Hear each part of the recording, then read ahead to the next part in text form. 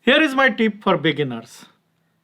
If you want to reduce your time period of becoming profitable and you want higher profitability, focus on three sectors. Okay.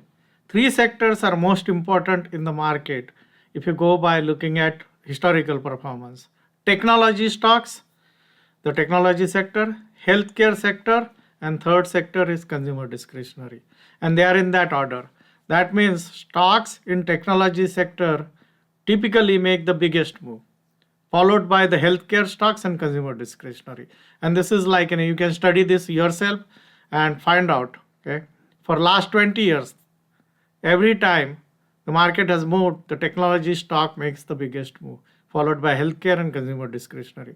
Once in a while, you will have stocks from other sectors, like stocks like gold, or stocks from commodities, or stocks from some other industry making a big move. But if you want to improve your performance and you want to be highly profitable, you can trade just technology stocks, and that's more than enough. And this is very important because a lot of time people get fascinated by some sector for no reason, or they are like gold bugs, or they are like some kind of a thing.